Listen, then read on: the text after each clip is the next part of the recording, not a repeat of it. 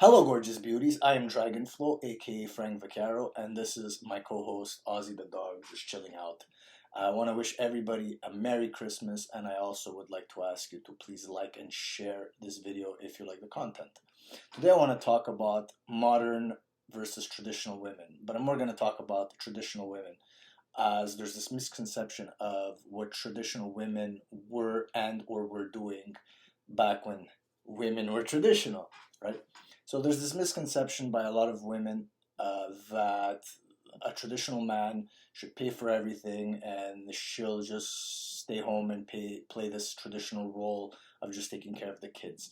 In some instances, some modern women think that they don't even have to do that. Like just the man takes care of the finances, and they're gonna get some nanny and some gardener and some pool cleaner, and she could just live a life of opulence, do her nails and do her hair.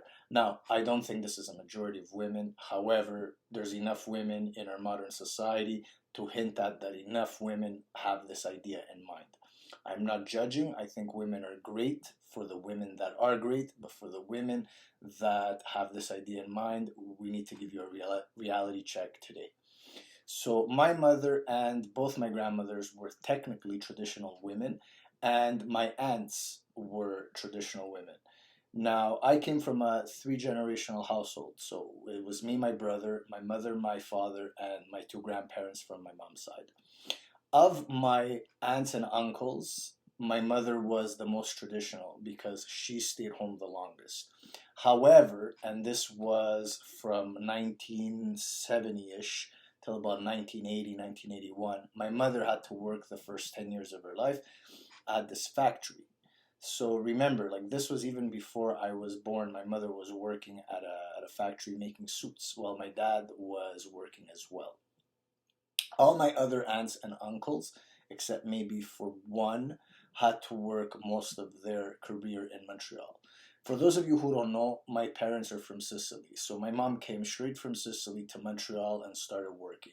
She got married at 16 years old, and I guess this was roughly about 1967, and she worked all the way up until about 1980, 1981. Then what made it that my mom could stay home is not that she had kids or any of that. She actually got to stay home because my grandfather sold all his land in Sicily, and my grandfather was pretty wealthy at the time. He gave each of his kids $100,000 somewhere around the very beginning of the 80s.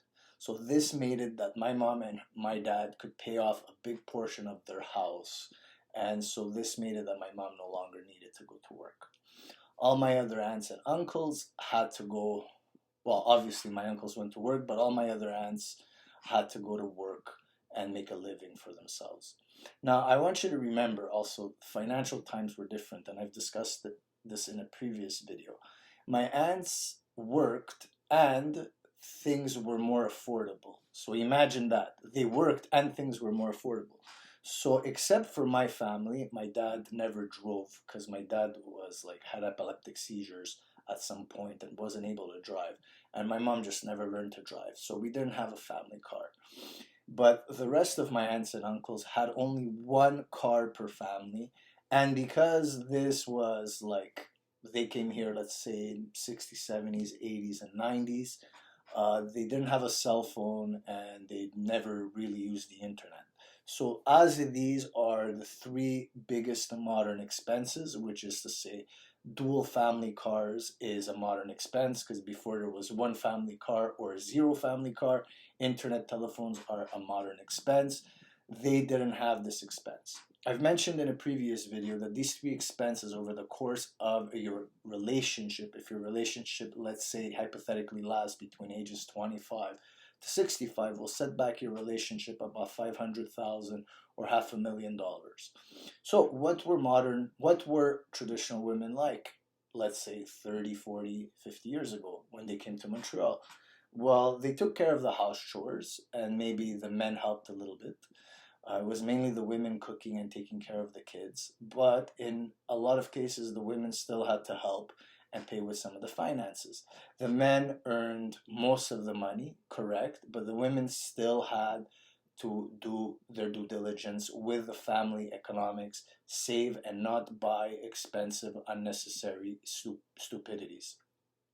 Now, moving forward to modern times, there's a lot of women that think that the man is supposed to pay for everything. But newsflash, our dollar's carrying us much less further than it ever was. So the value of our dollar is not worth what it used to be 30, 40, 50 years ago. So that's number one. Number two, we do have these modern expenses, which is dual family cars, dual family cell phones, and the internet connection. And this is another thing I wanted to mention. Over the course of my mom's marriage, my dad took maybe 2 vacations, and my mom took 6 vacations.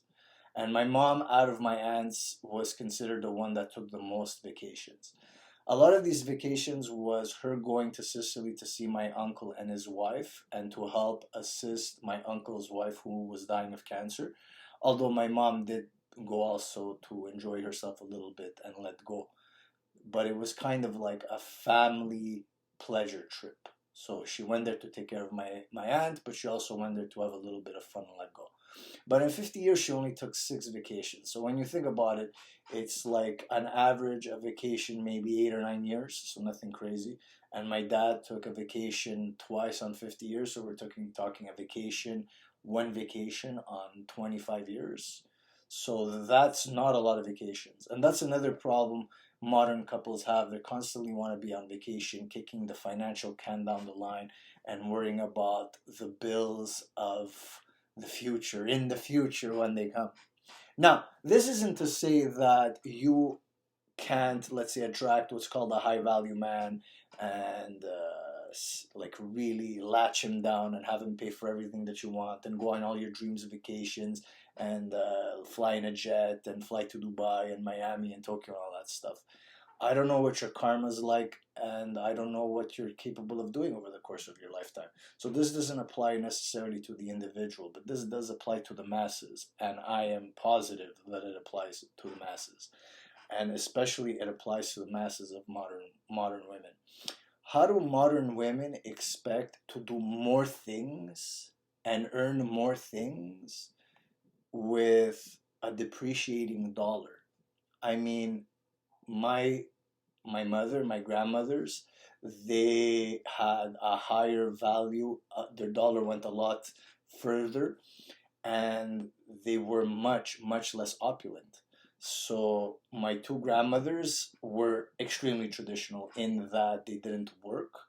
However, they weren't being taken on these vacations, expensive vacations, and they weren't afforded expensive jewelry, and they weren't going to the manicurist once every week and the hairdresser once a week and whatever. And so listen, there is women that could afford this either on their own dollar or because their man is extremely successful. But the truth is the average modern Western man is not successful enough to keep you home and do all these things for you. So if you don't contribute to the lot of your family's wealth, you're not going anywhere. If you're not frugal and conscientious with your money, you're not going anywhere. Modern women did a lot in the household, but they also worked when they needed to work. Now, here's another thing I want to bring up, and I'm going to make a whole video on it at some point. Uh, you got to remember that in a relationship, if you're serious about your relationship and you're having kids and eventually you're going to have grandkids, etc., what's going to happen is you shouldn't like just look at beauty standards and how opulent you could live. Like I literally saw my mom and both my grandmothers have to take care of my dad and my grandfathers in their dying days. So in all three cases, the man of the relationship died first, and because they respected this man, these men they took care of them at the end. Like my dad, the last year of his life, he had removed his colon. My mom was literally cleaning shit out of his bag because he was shitting into a bag. My grandfather, one of them, like he was dying of kidney failure at the end, and my grandmother was like at the hospital every night to check up on him and see if he's okay. My other grandfather died of old age, but it was kind of like a kidney failure, liver failure type of thing. But he was 91 years old, and my grandmother was there to take care of him and watch over him. So it's like this is what traditional women were doing. They were simple with their expenditures. They were taking care of the family,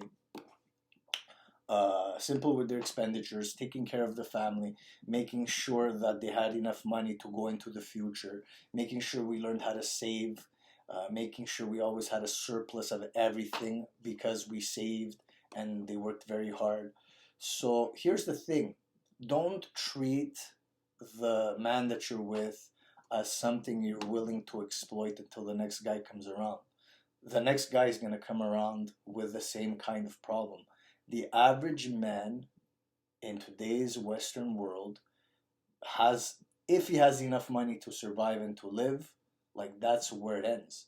Doesn't have money for these opulent vacations, doesn't have enough money to like give you this amazing life you think you deserve.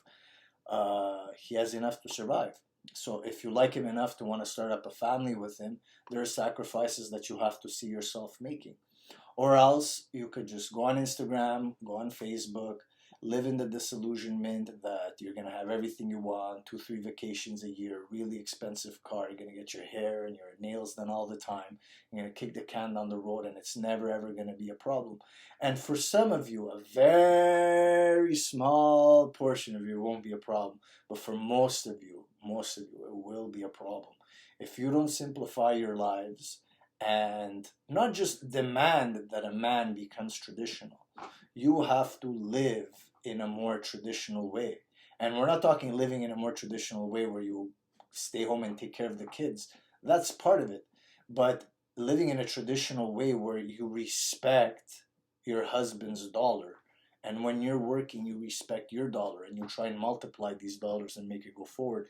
Try paying for your house, try and have a little bit of money for retirement, etc., etc. Now, in closing, my mom now has like a little bit of money in the bank. She's not rich and she's not poor. But I'm here to tell you, had she had a cell phone and she would have had a car and she would have took a vacation every year, the money she has, we would be in a deficit. So we would be in the minus, which means her house wouldn't have gotten paid off. She wouldn't have surplus money in the bank account. And this also means she'd be in this deficit in her years where she is retired. So she would actually have to go back to work to take care of this financial deficit. She's 72 years old. Imagine being in a deficit of 72 at 72 years old. Now, I don't have a big fan base, so I hope the people that watch this video, like, it really strikes a nerve, and I wish more people would watch my content because I have a lot of stuff to say about it. But it's like the women of today that are younger, like between age 20 and my age 40, I hate to say it, like if you even make it to 70, you're gonna still be working and you're not gonna have anything and it's gonna suck. And part of why it sucks is because you have these ridiculous expectations of where your life should be and who should take care of it for you. Now, for the women that work really hard and they're responsible with their money, keep it up. You're awesome. For the women that are not, I hope this is a news flash for you. And I'm telling you this out of care. I'm not bashing. I'm not being misogynist. I'm asking you to plan your future accordingly with someone or with yourself. No one is coming to save you.